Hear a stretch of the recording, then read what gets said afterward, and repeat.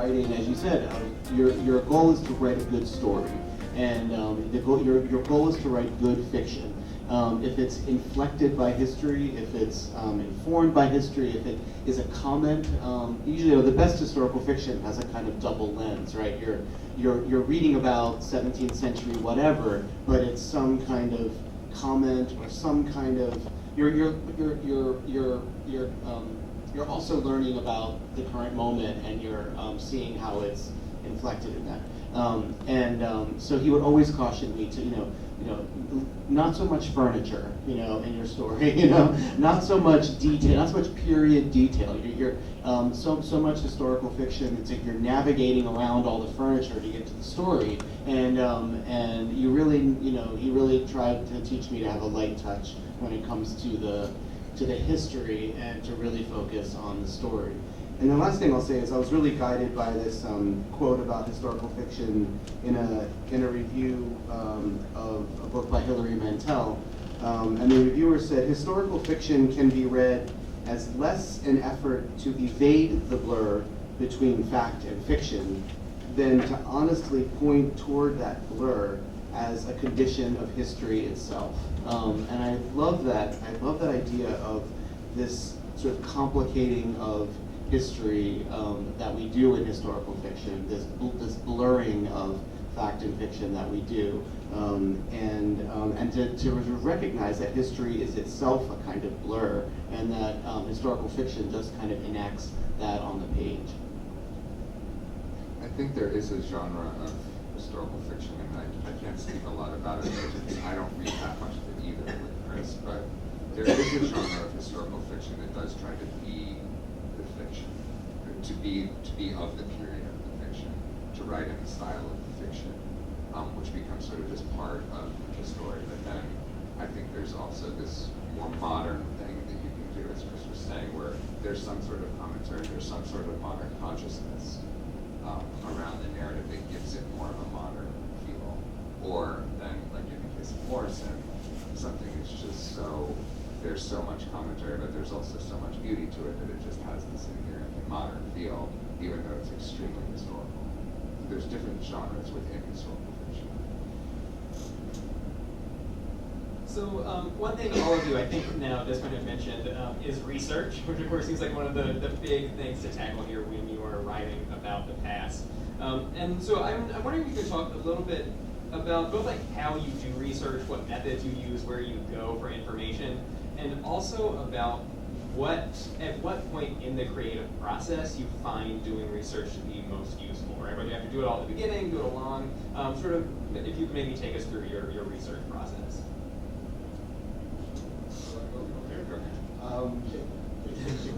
Check things out. Okay. Research, yeah. Well, in my case, there's a lot of information that late 18th century queer culture in the form of court records. And Richard Norton did a really good job of assembling a lot of that. And I felt that, I researched deeply and for a long time before I wrote much at all. Because in order to kind of make the whole world come along, I had to have a really good grip on it myself. And then to make things believable. But the thing is, you can research forever. I went way down so many rabbit holes and pulled myself back up, and 99% of it never made it into the book. But it informed the novel in ways that wouldn't have happened had I not known that. If I had been all about like going to write the sucker first and then go back and check it and elaborate, that wouldn't have worked so well. The trick is to know how much to use, and as you were saying, how much period detail to include, because you could really bog the thing down. How they went to the bathroom. And some things I got stuck on, like they were pertinent to my narrative, like what kind of underclothing did working class men wear? It's extremely difficult to find out. What were the sanitary arrangements? Because all the novels of the time deal with the upper classes, the literate classes, and the working class people appear they're very minor characters. So all these challenges and ways, things you have to balance. I usually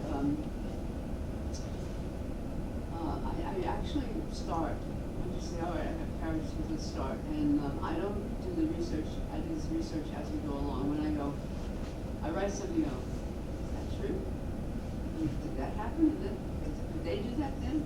Then I start looking things up, and they can take days and days, and I have to stop in the middle of the writing. And so for research, I've been known to spend days on something that's one word. You know, like, can I say this word? Is this word going to fit in here? And I don't know. I don't have no idea. Is it a concept that goes with it? And so I will spend a long, long time, because I also get fascinated too about how detailed stuff can be. I don't want to burden the reader with all this stuff. So this stuff, like you said, doesn't make it into the novel, but it does help the writing of how you write it. So it's not something that the reader has to worry about, but it's just something that you get into, and I do it as I go along, and I do use the internet. I use novels written during the time period, so that, because they tell you, novels written during the time period that you're writing tell you details you will never get from a textbook. Things about, because they're writing from their time period, so they're looking at their own world, and so you get little details that are interesting, things that just interest me. I go to eBay and look up stuff. I sometimes buy stuff so I can touch it and feel what it's like when, because after 41 you can do that. You can find stuff on eBay that'll fit that. I get menus from the time period where the characters are eating, so I can find out what they're actually eating. I do stuff that's fun. It's fun. The reader doesn't have to know that I did all that stuff. It's just fun for me. In addition to that, periodicals from the time period. Yes, totally. One of my main sources for this novel was Harper's Weekly, which is an amazing illustrated guide to culture in America in the late 1860s, early 1870s. There was another historical fiction panel earlier with Blanche Boyd was sitting next to me, and she said this really interesting thing that I had actually never thought about, which is that it's really the project of fiction, or one of them is really to make the reader feel that what they're reading is true, even though you know it's fictional. Right. Did anyone else hear that? I mean, it was really just Yeah, I got this powerful encapsulation. And we were talking about research when she said that, and I think that is true, and I think that comes from the research. And like you're saying about the undergarments, I mean, if it were a detail that weren't there, I might not miss it in the story, right? But if you are talking about that sort of thing, you better be talking about it in a way that I'm going to believe that you know what you're talking about. And so in that sense, the research is crucial, and to cover every base. For me, I do believe that, but there does come a point where sort of the research becomes saturated and there's not payoff in terms of the amount of time that you're spending on it. And so there does come this point when you say, okay, I've done enough research. There's always a little more to do, always, always, always. But you've done enough, and I'm not going to spend like the next 2 months researching this undergarment because I think I have enough about undergarments. Yeah.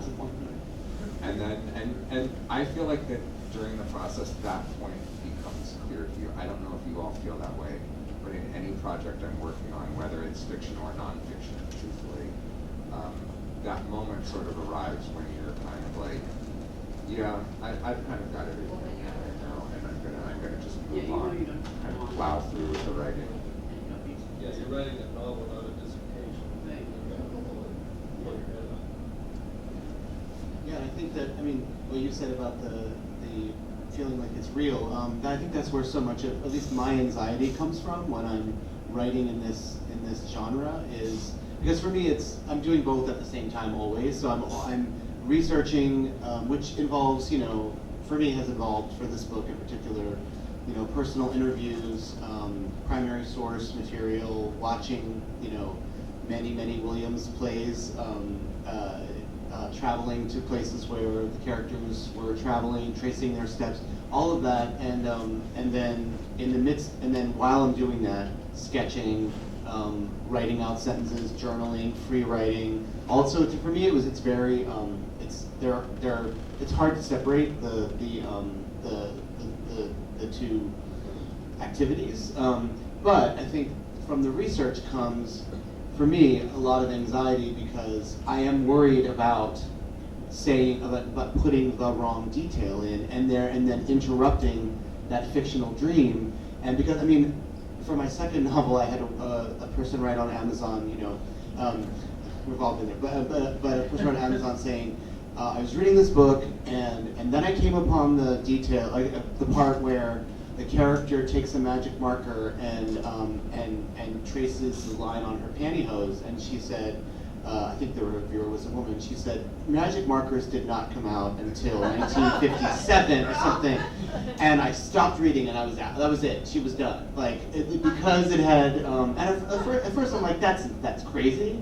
But at the same time, and I was upset with myself for getting that detail wrong. But at the same time, what happened was she lost faith in the writer. I had lost credit. She had lost credibility. I had lost credibility. And so that's where my anxiety comes from, is that something I put in here, some little thing is going to take the reader out and say, that writer doesn't know what he's doing. If he got that wrong, what else is wrong? Yeah. And so that's where that's why I keep doing the research. You experienced my nightmare.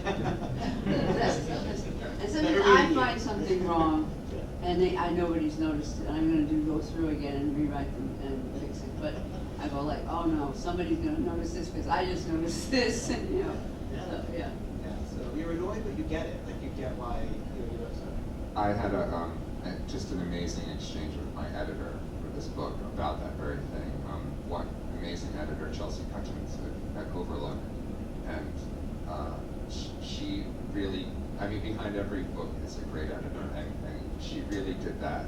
And she said exactly that, Chris, where she picked up a bunch of details. I mean, the edits were everything from sort of like large-scale paragraph rewrites to the magic marker, right? And she said, you must correct these things because, and really simple, she said, reviewers love to find these mistakes and basically, pillory you for it.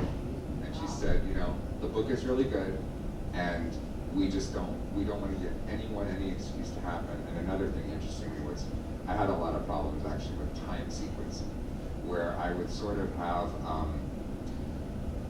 I'd have sort of the moon illuminating a piece of silver, right, okay, through a window. And she said, they only left this location at 7 o'clock, because you said that. And it's, by my estimation, it's sort of only around 8:30 right now. So like the moon is kind of like not. That's good. I mean, no, but Yeah, she that's said good. these are the kinds of things that reviewers will actually focus on, and they will, no matter how good your book is, it will just make you sound like a dummy. And if you're entering into this space, that's what you have to contend with, right? You can't say, oh, it's not that important. Like, you're writing historical fiction, you have to contend with that. Unless you're writing, Abraham Lincoln killing vampires, which is a perfectly legitimate, imaginative Right. exercise, right? But then You don't have to you've follow blown it it. open, right? And you can do whatever you want. Yeah, I had a huge map, a 1746 map of London splayed across. I have 1.5 stories, so it's got a sloping ceiling.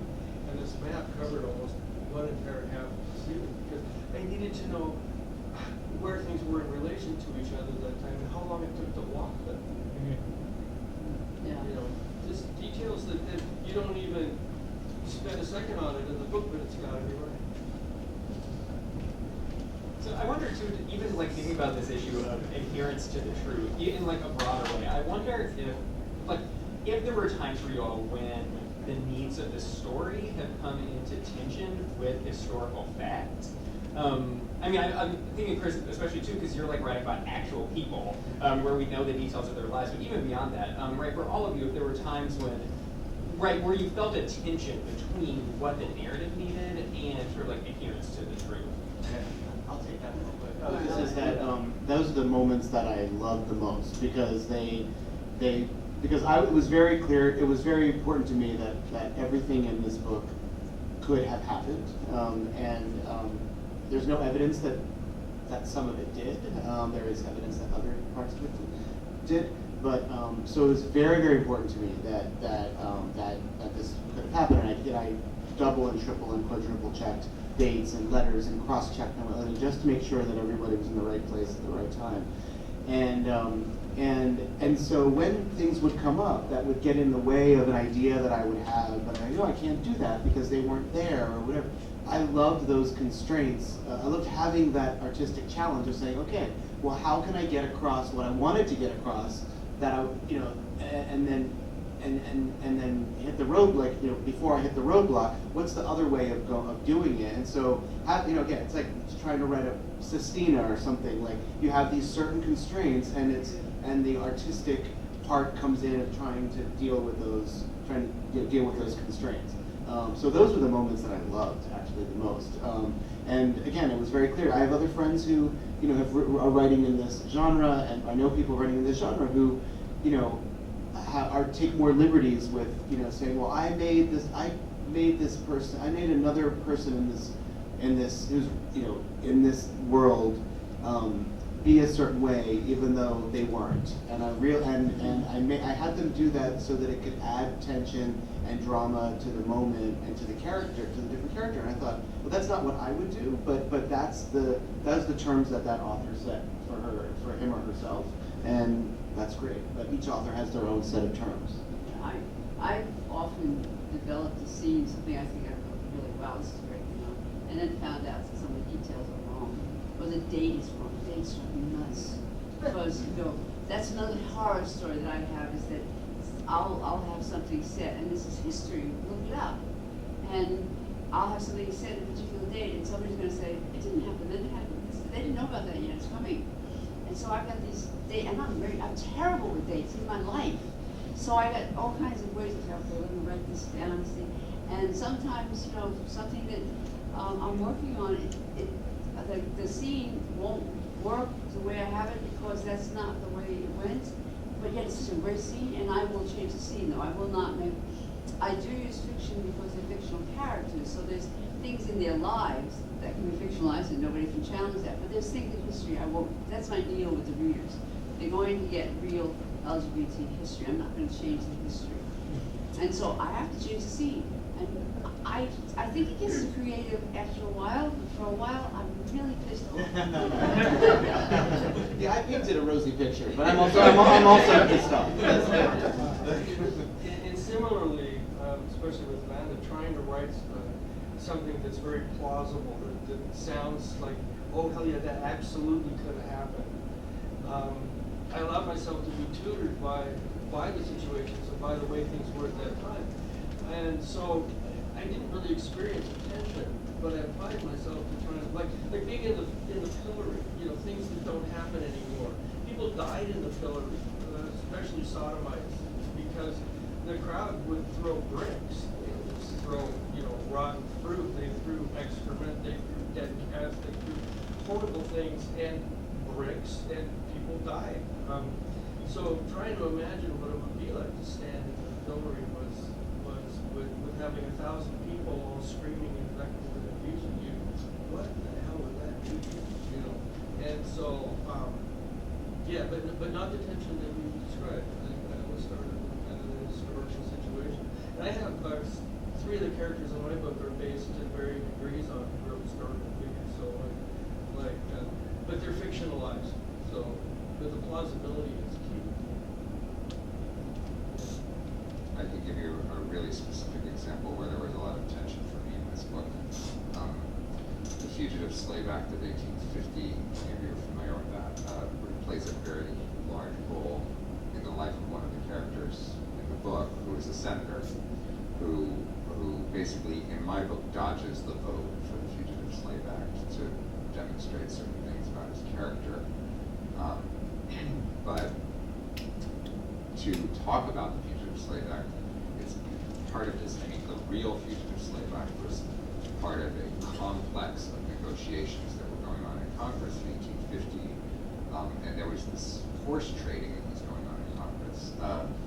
But the most significant thing that happened as a result of the Fugitive Slave Act was that it ruled that plantation masters could go into the North and retrieve their escaped slaves, which before the Fugitive Slave Act was not true.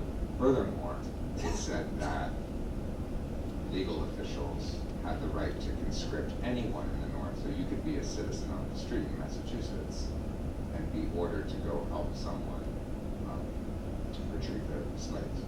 So you can imagine what the abolitionist movement thought of this in the North and what anti-slavery people thought of this in the North. So it's this huge uproar.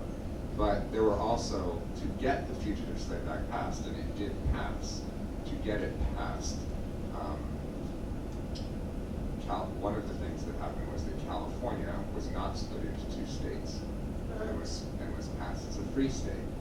And there were 3 other things that happened around the New Mexico territories: the abolition of the slave trade in Washington, D.C., and territorial boundaries in the Pacific Northwest, having nothing to do with slavery.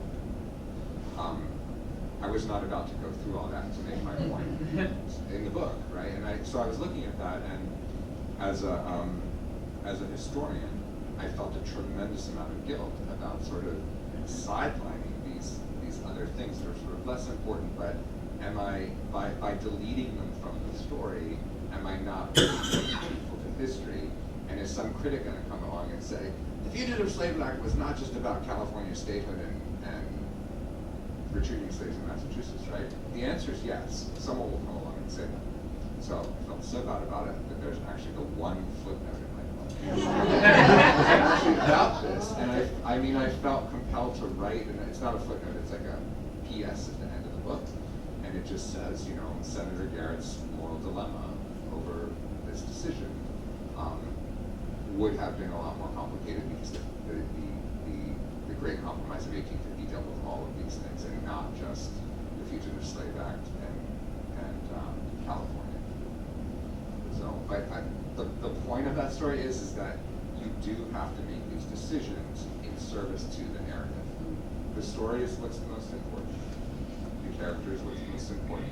And so, my exactness over the history in that sense, because this is a novel book. If I were writing a history book, right, or a dissertation, we'd be having a different conversation. But it's a novel. You have to keep the reader reading. You don't want to lose their interest. So you have to do what you need to do in service of the story.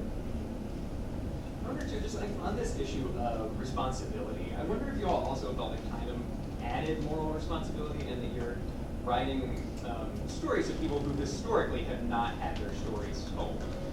Right, I think like Chris and James and Vanda, because you all are all writing about LGBT people, I think we all here probably have a sense of the way those stories have been muted. And Jon, you're of course writing about an ex-slave, another person who, right, another kind of person whose stories have been, or at least people have attempted to sort of conceal from history. And so I'm wondering if that too, like if you all felt this kind of moral responsibility to tell these stories that have often not been told, at least during their time.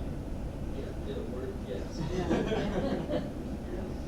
It wasn't originally part of the agenda of my book, slavery and the ghost of a slave, and it came in there a year or so into it as I was spending more and more time in 19th century America, which again is not my place that I spent time in. I spent time, or have spent for the past 20 years in 19th century Britain. And being in 19th century America, I'm literally unable to turn a corner or a stone or a leaf in 19th century America and not bump smack into slavery. Wherever you are in the country, not just in the South, right? You cannot bump into you can't do anything in 19th century America. For that matter, you can't do anything today, really, but that's a whole other conversation. But slavery was everywhere. And again, much in terms of how I was surprised around my discovery of spirit photography, and I had never heard of this, I was kind of shocked at myself about how little I knew, not so much about slavery, but about the ubiquity of slavery, integrated and woven into every system that went into making the United States what it is. And so, after being overwhelmed for a good long time, I thought that is part of the story to these people in this book, and it soon eclipsed almost everything else, and mostly a story about that. I felt, I really felt like this kind of issue was apparently getting, when we go back and forth, we seem to be getting more clear. And there are a lot of people who do not know what you're saying. do not know our history, a lot of younger people who are reading my books and saying, I didn't know I owed all this to these other people that have done so much.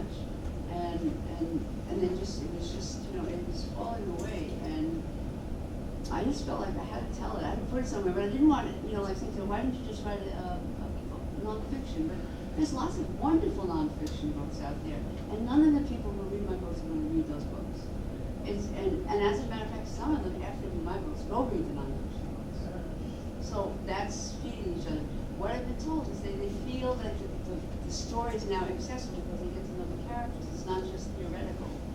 So I think that I use the nonfiction books to inform my writing. But I want to reach people who would not read those books. Or, you know, they read a chapter or something, maybe. And who would just enjoy the characters that are going along.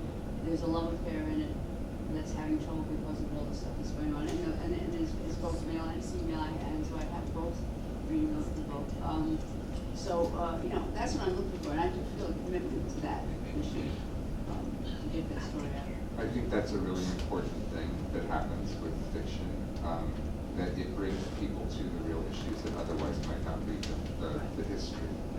And it gets them engaged with it in a way that they are a little more comfortable with because it's sort of just a novel. Yeah, right. And not to repeat everything what Vanda said, but what Vanda said. I became obsessed with telling these stories.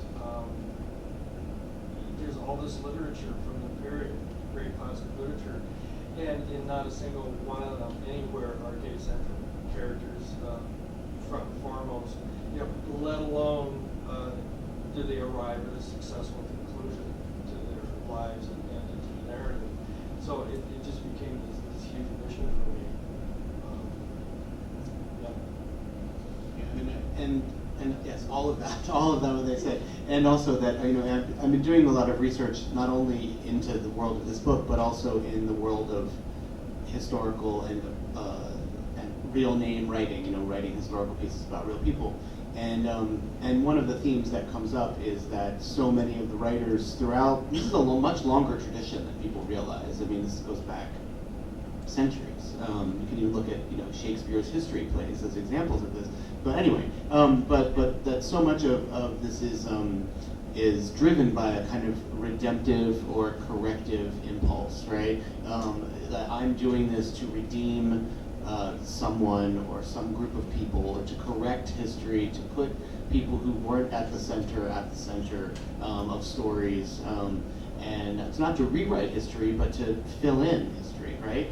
To expand history. And that's a really, I mean, it's so hard to write a novel, so hard to spend all the hours doing it. So if you have a kind of moral or a personal, emotional drive to do it, of course, that's what keeps you that's one of the things that's keeping you at the laptop or notebook or whatever. The last thing I'll say, just to build on what you said, is that so I was writing about Frank Merlo, as I already said. I was really identified with him as a character, as a working-class Italian guy in a family that I thought they could not have been accepting of him, right? And what that must have been like. And even though, you know, Williams gave the eulogy at Frank's funeral in 1963. And it was an open secret that they were a couple for 15 years. Everyone in their family knew that they were a couple. And I learned very recently that Frank's great nephew is an actor in New York and a writer. And he didn't know that his uncle was the partner of Tennessee Williams. It's his own family, right? And because they never wanted to talk about it. So you can imagine, you extrapolate one's family in this whole world, and you see all the stories that have been kind of pushed under and dismissed. And once he found out, he was like, oh my God! And he wrote his own play about his great uncle's relationship. Anyway, I just found that fascinating. So I want to ask like a few more like maybe craft-based questions here. James, one of the things you mentioned earlier is that, you know, in any piece of writing there's always a setting, and you have to create this detailed, believable, lived-in world for the reader. And so I'm wondering how you tackle that challenge when you're writing about, you know, a historical period and places that you can't have been in the incarnation about which you're writing them. And we've talked a lot about doing research, and I'm sure that is a huge part of this, but it seems to me that there also has to be some other leap that happens between like knowing these things and creating them in the fiction in a way that is like detailed and complex and feels like a real world. And so I wonder if you could just talk about like creating atmosphere and setting and description about places that you have never physically been in. Well, I have been to London, but obviously it's changed greatly in 250 years, so it doesn't really apply. Boy. Sometimes you gotta make stuff up, like there is no, like there's a major scene in Bridewell Prison, and I could find maps of the layout, I could find images. There's very few, you know, pre-photography, there's drawings and there's paintings, but there's not enough imagery. And this whole scene in Bridewell Prison where our characters go into the records office because he's trying to find out about his sister, who was sent there some months before, and she's still alive, and she's dead, and she's alive, can you see her? Well, there was nothing on it. I just pulled it all out of my ass.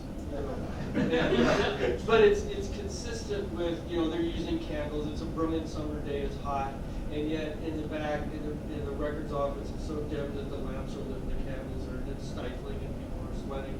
You know, so it's consistent with what the reader knows. Yeah, I think that's what I agree, sometimes you just make stuff up. Well, we have camera, we had cameras 41, and so, we had cameras in the 40s, of course, and there's lots of pictures of Times Square from that time period. There's also lots of written descriptions of it. It was pretty horrible. We really are, New York is much better than it used to be. And there's different 50s and 60s, the old descriptions, the subway descriptions, oh man, I think they're bad now, wow. And what I do is I look at those pictures and I look at as many pictures as I can on the internet and in books, people taking pictures from that time period. And I kind of like spend a lot of time pretending I'm in the scenes, like feeling it around me, like I'm inside that thing, trying to cut out what I see now, because I don't want to, you know, like what I see, if I go to Times Square, I'm going to see something different. And I use, when I'm describing it in the book, I use pictures that I'll find out what was there, actually there at that time, and the relationship the characters have to it. So I spend a lot of time staring at things, and you know, that kind of thing. And there are a lot of records, even for the gay stuff, some of the gay bars. You know, there are written records of it. You can't get it exactly because sometimes there's pictures, sometimes there's drawings. There's a good drawing of the Sea Colony, lesbian bar. There's a map that a man drew of the lesbian Sea Colony. Actually, I met this man now. It's very interesting. This is one man who worked at a lesbian bar during the 60s, and he's like, I don't know how old he is now. He looks great, and kind of advertising. He was trying to meet people who we knew back then, and I found his advertising. And I found somebody who knew him and interviewed him, and we went out and met. And he told me some interesting things, who the bartender was, what come to some of the rules, or what happened there, and it's very interesting. So he's like one of my personal things now. And so that's kind of, you get, you know, just talk to people and see pictures and stuff like that. just to add a little bit, like I'm a very visual person, and the images come before the words. And so I'm watching mind movies of a scene, and I'm visualizing the whole scene. And if there's something that I can't see, then I know that I either have to go do a little more research or I gotta make it up and keep it consistent. Yeah, I'll just say real quick that sometimes I'm grateful for those moments of where there's no way of knowing what it looked like or how it would have, because sometimes I don't know if you guys feel this way, but sometimes I feel a little overburdened by this, I have to get it exactly as it was in this place at this time. As I said before, that anxiety. And so like having a place that doesn't have as many available images, or you can actually let your imagination take over a bit, and that's sort of fun. And then I'll also say a process thing, which is sort of hokey, that one way of just getting in the mood, when I had two narrators in this book. One is a 78 or so year old Swedish woman, and the other is Frank, and they're in two different sections. And when I was writing the Frank sections, in Italy, I would have there's actually a thing, you can get a website that is a jukebox essentially of the music that was on the radio or that they would be hearing at that time in Italy. And so I would have that playing, and then I had a Pinterest board with all images that, not necessarily the scene I was writing, but just all images that were associated with Frank, and that would be playing and I would go sort of like every once in a while go back and forth to that when I was writing his sections, and when I was writing her sections, I was listening to Swedish folk music, which can get really, really tiring, by the way. Over many years, it's like, oh God. And then also had another set of images around with her. So in a process way, it sort of helped, get me in the mood, for. And like music, movies can also help. If they're well done period movies, well researched period movies. I mean, they definitely helped me sort of add another dimension instead of just the flat surface of pictures. And I always, whatever decade I'm in, I'm listening to music from that time, the whole time I'm writing, because it changes. There's amazing changes that happen, like sharp. It's like, and the world changes, like, and I find cool. You can't see things changing, but when you're writing about it, you can see it, and there are reasons too, and it's very interesting. So obviously I don't write all that stuff in the book, but I know what's going on, and it just interests me that, and I'm playing music while it's happening and seeing these changes. And the music reflects those changes. It's very cool how it all makes sense when you read about it from a distance. So I've got one more question, and then we'll turn it over here to the audience. I'm wondering if you all could talk a little bit about the way you approach writing dialogue, which is both, recognizably of the period in which it is spoken, and also recognizably actual human beings talking to each other. Well, there's a balancing act with that. I mean, for the 18th century, there are cant dictionaries.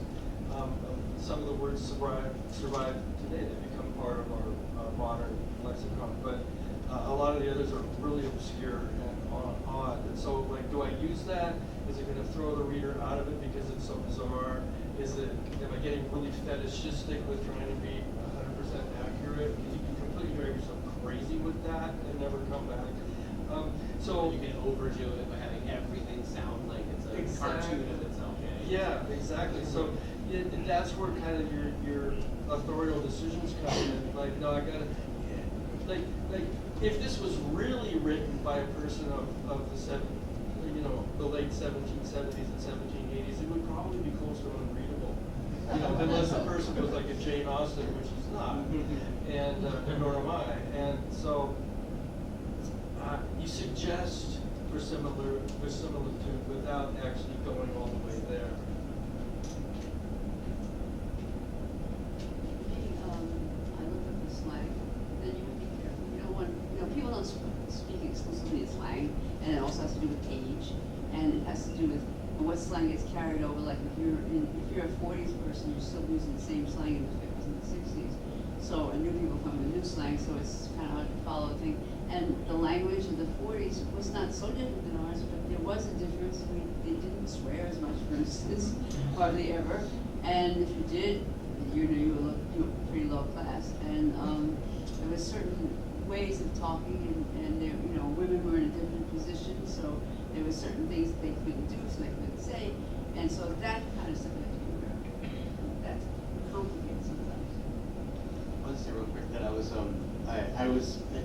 very happy. The theme of my talk today is, I guess, anxiety, but that's actually the theme of my whole life. But anyway, I was super anxious with dialogue because in so many scenes I have Tennessee Williams speaking, and there's Truman Capote, and he's also in the scenes. And it's like try to write dialogue for like the wittiest, sharpest, most deliciously vicious characters you could possibly have. And so that was incredibly intimidating. And I tried as much as possible to have a light touch, because I didn't want to be I didn't want them to be cartoons, and yet you had to make them entertaining. You couldn't have them, just talk about like the weather. Like you had to have them be entertaining. And I was lucky enough, obviously, to have, like, Williams had very, very detailed, there's extensive notebooks where he just unmediated, writing essentially to himself, and sort of lifting like lines, phrases here and there from that to kind of sprinkle through the dialogue was really useful, because I felt anchored by those things. Well, he actually did write that in his notebook and a journal, so it's the closest thing we have to dialogue, other than if there were any recordings of him just in regular conversation. But so having those as anchors was really helpful. Yeah, I would just echo everything everyone is saying, especially James, because again, you have to do everything in service to the story, and you can just fall into this trap of trying to make it sound too authentic. Our readers are not 19th century readers or 18th century readers or 1940s readers. They're today's readers, and they need to absorb sentences the way sort of they're conditioned to absorb them. And so it's exactly as you said. It's a very delicate balance, and I think it's achievable, but it's a lot of work. And the trick of it is to make it look like it has not been achieved. And of course, all this is incredibly subjective, right? Because I had somebody, I was super lucky to have a Williams scholar who read a draft of the manuscript when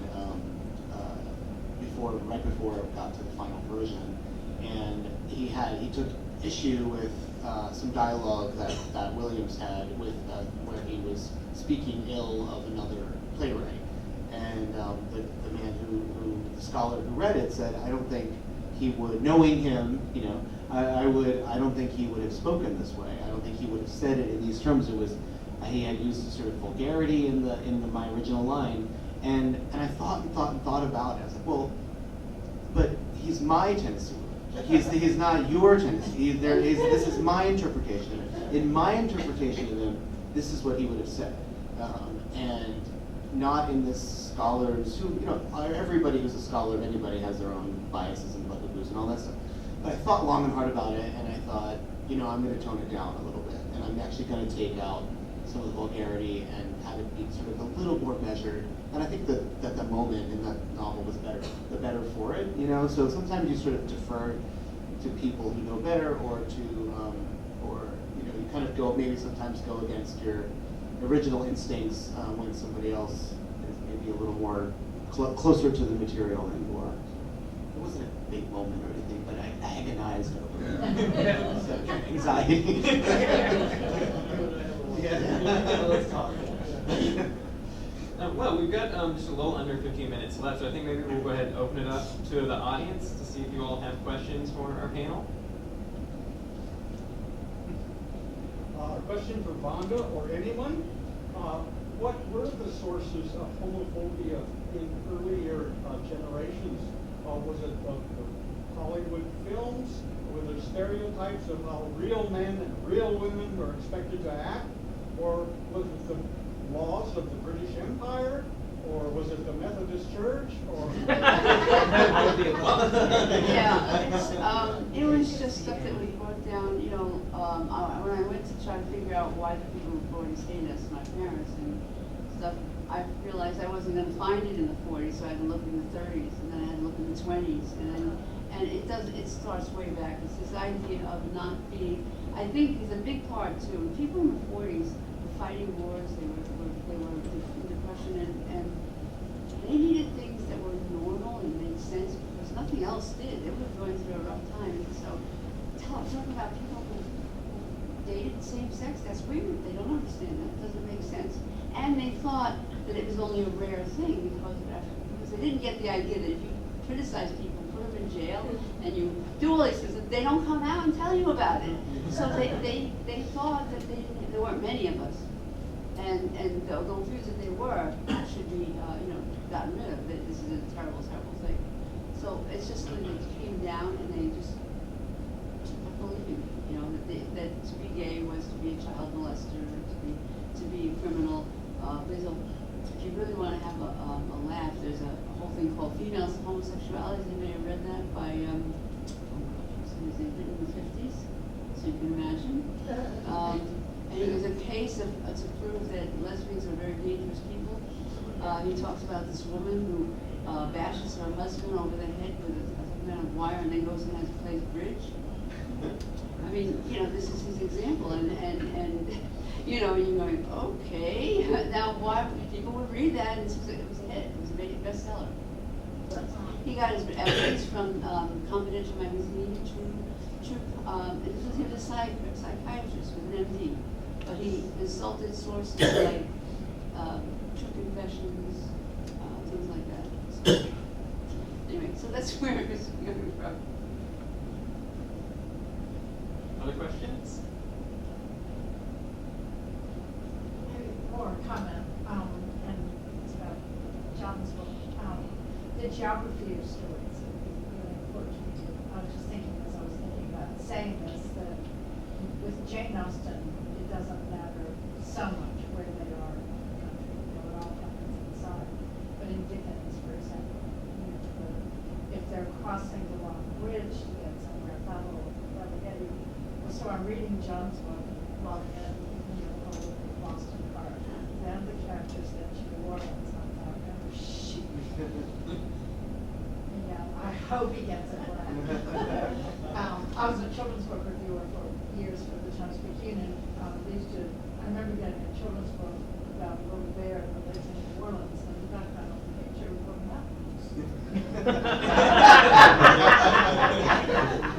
And so the characters got off the boat in New Orleans, and he nails it. And then you're free, you know, then the interior scenes and the emotional and all of that. But anyway, I was so grateful because I was enjoying the book so much. Thanks for saying that. I actually talked about that very thing a little bit in the last historical panel, because they were asking about, or the panelists were talking about kinds of research, different kinds of research that one does. And I brought up geographical research, like physical geographical research that is not going into a library and reading maps and things, and you do all that too, but like literally getting on a plane and walking up Ursuline Street to see how far it is from the water to the wall of the continent. And that's also, that research is just as important as the paper research, because again, it's about if that isn't right, and then I've got a reader like you here in New Orleans who's going to say, he couldn't escape from that boat that way, right? He couldn't make it from that boat to wherever he was going if that place where he was going was up at City Park, right? And so I love doing geographical research, and to me, the geographical research is just, you know, just walking around, you know, and getting what does the air feel like? What is the light like? What are the distances? Obviously, it's very different today. You know, there's pavement, different things that you have to kind of filter out. But I think it's very important to do that, to do that work to make your story believable. Just listening to you, it just seems like it gives you that freedom. I mean, once you've established that, you can do. I think it also gives you I think it gives you other ideas. I think, Chris, you spent time in Italy, right? For this? I mean, you sort of, what's that? That's rough. You know, you go to a place, and for example, I mean, I had a specific agenda when I wanted to see how far the water is from the beginning of Ursuline Street, but you just get other sensory things while you're there, and they give you other ideas about what to talk about, and so an image or a metaphor might make its way into the book that might not have otherwise if you were just looking at a map.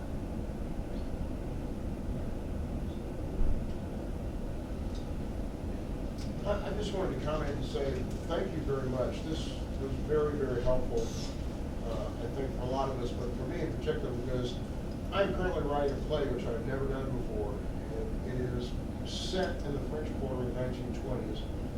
and almost all the characters are real historical figures. Not as well known as Tennessee and Frank Merlo, but your comments about the dialogue were particularly helpful for me. But what I'm wondering is, how can you connect dialogue from real people, real historical figures, who are somewhat obscure, to a modern audience, only a fraction of whom would know who these people were, or may have heard of them, but also incorporate into the dialogue references to the neighborhood that modern audiences will get? That may be another panel. Well, yeah, I mean, you made it even harder on yourself, right? Because you're doing a play, and play you don't have a narrative. Well, you could, of course, construct a kind of, our town-like narrator who can kind of like, tell the audience, give the audience, basically serve the function that a narrator would in a piece of fiction. There's always going to be an artificiality to that, but the artificiality can work in the service of the play if you can figure out how to do it. But otherwise, you're going to have characters telling each other things that they already know, and for the benefit of the audience, and that's tricky. That doesn't always work very well. So it's a huge challenge, because again, in a novel you have the benefits of narration and the benefits of interiority and the benefits of all kinds of other ways of getting that information to the reader so that they can appreciate the other stuff. But if it's a play, then you're limited by just what they can say, and that has to be authentic, and they're not going to say things if they start saying things purely for the benefit of the modern reader, it's going to fall flat and seem false. Yeah. So good luck. No, it's really tough. I mean, I don't mean to say that in a disparaging way. I'm saying it's an incredibly creative challenge. No, you're absolutely right. Yeah. I just, I've been a playwright, and you are challenged with this, but sometimes you can come up with character dialogue. You have to be very careful because you don't want it to sound like, hello audience, this is what I'm talking about. It has to be between the characters for real. But the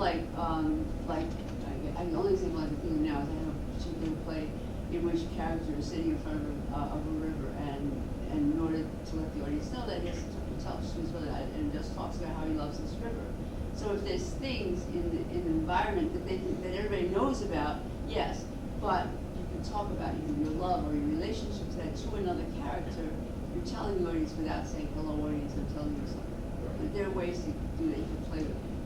It's tough. Well, I'm always looking for no excuse to drink, so Any other questions for our panelists?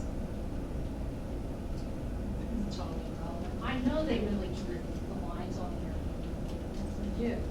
About Was the that? colors. Oh, sorry. Yeah. So if they weren't using a magic marker, what were they using? Right. Some other marker was the brand called Magic Marker. Because in the book it said capital M, Magic Marker, which is a brand of marker that was not out yet at the time. There were other types of markers, just not Magic Marker.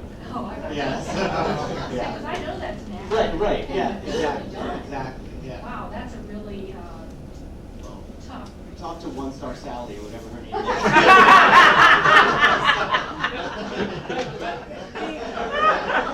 We all got one of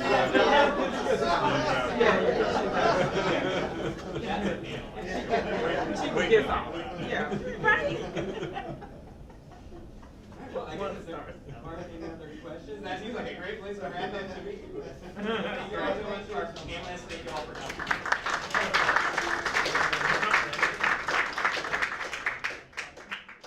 Movies were written by straight people. The books were written by straight people. Like Call Me By Your Name was written by a straight man.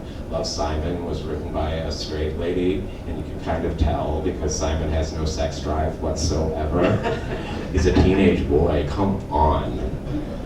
Like, he's not looking up porn on the internet. Bitch, please. But not for me. We have, in Canada, we have a nice number of grants for writers. There are always more writers than grants, obviously. But we've been politically correct for so many years that always say, identify yourself if you are of this particular minority or that, and there are always 5 categories. and it's never LGBTQ, so I always write that in, just so someone will say, oh, someone you know on the granting committee will say, oh, maybe that's a valid minority as well. Oh, another way you can work it to your advantage is to get banned. You get banned. How do you do that? You get banned, man. You sell a lot of it. I got banned in Virginia, and it was amazing. The death threats I could live without. But I sold a lot of books. I sold a lot of books. So how did you get banned? Oh, I was invited to speak to a gay student group at a suburban Richmond, Virginia high school, and the female gym teacher, who was also the softball coach, Oh my God. What cliche. whose name was Rusty, and lived with the home ec teacher, complained and brought it to the school board. Oh yeah, they even had an exorcism at the high school to exorcise the demons of homosexuality out of the high school. And it's like, you won't even let me set, and I was banned. I could not even set foot on school property. Not just my books were banned, I was personally banned. And so I was going to end up speaking to like 10 kids total. I ended up speaking at the MCC to 150 people, and they all bought books. And so I was like, no, they banned me again, please. So they, and then the next year, the House of Delegates, which is everywhere else is the House of Representatives, but in Virginia they're different. Somebody tried to ban gay student groups at all publicly funded schools because of me. And they used me as the example when they brought the bill up for a vote. It did not pass, but I am forever in the congressional record in the state of Virginia as gay porn writer Gray Hair.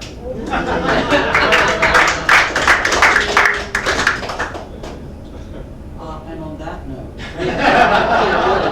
Like my on that new high note, actually I'm going to give everyone about 30 seconds to have any last words. I have one more question. Is there anything that is still taboo in being a gay mystery writer or lesbian mystery writer? Don't Something throw you cats. cannot touch. Yeah, you can't kill a pet. Yeah. I found that. You can't kill a pet, no matter what. You can can't feed kill a guy animal. through a meat grinder. You can't touch But you a kill a dog. cat. And you'll hear That's your about the ass. rest of your life. Pedophilia too. Yeah. That's a big one. I mean, I'm not going to say you can't touch that, but it's not a comfortable place. Yeah. And a lot of people. There was a really amazing book written. It wasn't a mystery, but it was 20 years ago. It was an author named Keith Banner who wrote a book called The Life I Lead from the Perspective of a Pedophile who had also been molested as a child. And the book alternated between his point of view as he was falling for this 6-year-old boy and the person who had abused him. It's one of the most phenomenal books I've ever read. It was so fucking creepy because it was so real. But it destroyed his career because it was so well written. Everyone thought he was a pedophile. And I think he published it in another collection of short stories like 9 years later. But it was phenomenal. And it's like, the thing that was really interesting to me, and I always bring this up whenever I can, is it was just Lolita Turned around. And everyone reads Lolita, and Lolita is the greatest novel that's ever written, but you write about a man who's lusting after a young boy, and that you just can't, that's horrifying. That's the worst thing you could possibly do. It's like, well, that's kind of shitty, because girls what girls go through is so much, but That's a whole other panel. that's a whole other And unfortunately, we are out of time. So thank you all.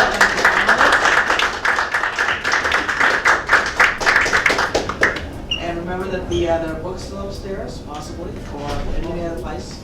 And there will be a closing session at